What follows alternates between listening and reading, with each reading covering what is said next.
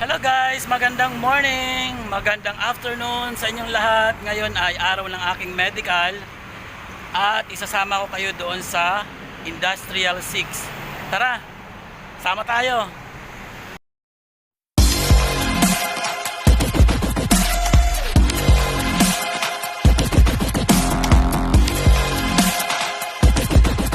Ayan, nandito na ako sa taxi, nakasakay na ako papuntang medical doon sa Industrial 6. So, ayun, hintay-hintay lang natin na makarating tayo doon.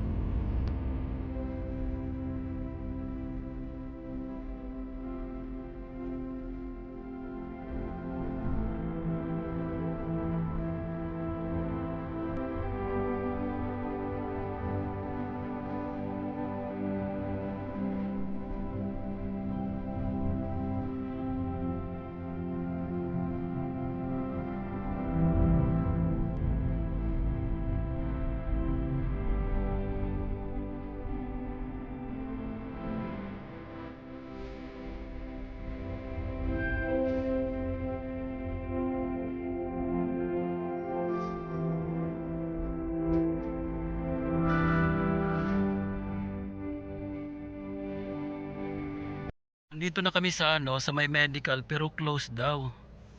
Ano kaya nangyari dito sa medical center? Sandali lang. Check ko muna. Nakabahan ako kasi yung medical na yan sarado daw. So naghintay kami ngayon. Ito tawag nito traffic, ang tagal. Naku po, yung pamasahe. Yun ang iniisip natin, yung pamasahe. Tapos pagdating natin doon sa isang medical, sabi nito may isa pa daw pero hindi siya sure kung bukas yun. Ay naku po, paano kaya to, kinakabahan ako. Hintay na lang natin. Kasi yun naman sabi sa akin ng driver. Tara, hintayin na lang natin siya. Naku po, napaka-traffic dito sa industrial. Akala ko ba dun lang sa bandang papuntang Dubai ang traffic. Hanggang dito pala yung traffic, oh. Ayaw gumalaw na, oh. Minsan lang kasi ako napunta rito, yun nga, ngayon medical. Tsaka may importanteng bagay lang napunta dito sa industrial na to. Pero traffic pala yung area na to rito. Ito yung mga sasakyan. Kanina pa ako, traffic. Ayan, oh. Kung nakikita nyo, ayan. Diyos ko po. Rudy, anong mangyari nito? Salamat, nakarating din ako. Nakababa na ako sa taxi at ngayon, nandito yung medical. Hahanapin ko muna rito sa makapasok kasi ang init, grabe. Sobrang init. Kaya eto, titingnan ko kung nasan yung entrance. Sa medical, ang gulo, ang daming tao rito. Tayo na lang natin mamaya matapos to rito. Ang hirap, daming tao. Sige na, baka masita pa ako rito. Bali, maraming nagbago nung sistema ngayon sa medical. Pati sa Emirates ID, bago na. So kailangan may parang sinasabi silang password, kailangan daw kunin daw sa employer. Kaya instead na isang araw lang ako rito, isang lang trabaho, ang mangyayari, hintayin ko pa yung medical na message, saka pala magre-report dito para sa aking Emirates ID. Kaya ayun, magastos, kasama na yung taxi syempre, tsaka matagal lang natin proseso ngayon. Ayun, katatapos lang kinuha na ako ng dugo. Talagang swabe ngayon. Isang lang kuhaan ng dugo, okay na, nakuha na kaagad ako. Last 2 years, alam nyo kung ilang alam mo yung ilang injection yun. Siguro naka-anim akong injection at saka 3 staff ako noon. Ngayon talagang saludo talaga ako sa nurse na yun na nagkumuha sa akin ng dugo or ng staff na yun. So ayan, ito yung kinuha ng dugo. Swabe talaga, alam niyo wala talagang kasakit-sakit. Ang galing nung na yun, staff na yun na kumuha sa akin. Good job. Ayan, waiting na ako sa X-ray. So hintay lang tayo ng tawag. Ayan, nag-ano na siya ng number.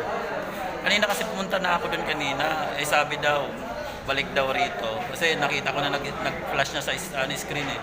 Madami kasi ang tao, kaya ayun, balik ulit ako rito sa upuan. Na rito, na-stuck na ako sa X-ray. May 2 hours na yata ako naghihintay rito. Ang tagal, ewan ko anong problema nila, ba't ang tagal? Nagkakagulo na itong mga rito kasama ko, itong mga ibang lahi rito. Ayun, hintay pa rin ako.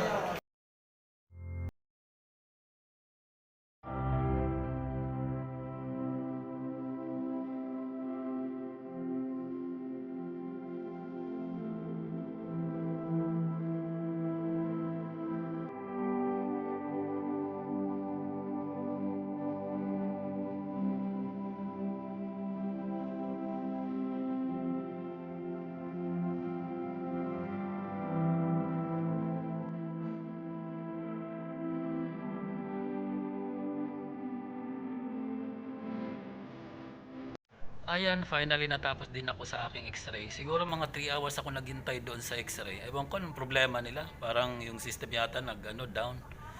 Medyo nagkakagulo nga kanina 'di ba sa unang video ko. Ngayon medyo okay na. At least nandito na ako. So mapapansin niyo, akala mo nasa sinihan ako, no. Bali, nasa Tauji ako ngayon, mag-a-attend ako ng klase. Parang parang orientation sa about sa labor dito, about sa code, about sa batas, parang ganon. So bali, 2 beses na ako nakapag-attend dito, kaya medyo hindi na ako baguhan din dito. Ayan, tingnan mo. Ako lang ang nandito, tsaka may isa pa akong kasama. Parang nasa sinihan lang kasi makikita niyo mamaya yung monitor, papakita ko sa inyo. Parang yun nga, parang nasa sinihan kasi papakita rin doon yung yun, naka-headset pa kami. Mamaya mag-headset kami. Tapos ayan, pag na yung instructor dito na magsisimula na, anong gusto mong language ay mamimili ka lang. May Filipino, may English, kung anong gusto mo. So may mga Indian dito, may Pakistan, lahat ng nationality, may Arabic. So pipili lang sila diyan. So example ayan. Sana yan?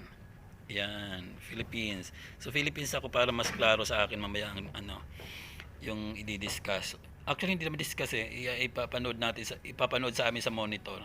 Yan yung monitor, ang laki. Yan. So ayan, manunood kami diyan, tapos naka-headset kami. Kung anong nakikita diyan, yun yung naririnig sa headset dito.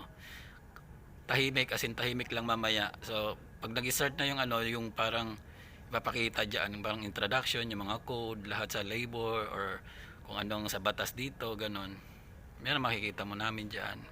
Tahimik lang. As in, wala kang marinig na ingay kasi lahat. Finally, natapos din ang paghihirap doon sa loob ng medical check, Tauji check. So ngayon magre-report na ako sa amo ko para ibigay na doon yung documents kasi naghihintay na siya doon. 3 oras ako naghintay, ang tagal. Kaya ngayon pa lang ako nakalabas. Uy, nako, tiyaga talaga. Walang tiyaga, ewan ko lang. Tara, punta na tayo dun sa office ng amo ko. Dito sa medical. Ayan yung medical diyan, yung medical center. Yan. So, yung medical center at saka yung Tauji, isa lang. Kaya hindi na ako pumunta ng ibang lugar, hindi na ako pumunta ng malayo kasi nandito lang naman, isa lang eh. Kasama na sana ang Emirates, kaya lang ang Emirates daw kasi ngayon wala na, parang online. Kaya sabi ng amo ko, sila na lang daw ang gagawa. Ayun. Grabe, nakakapagod sa lugar na to, Industrial 6, ang layo.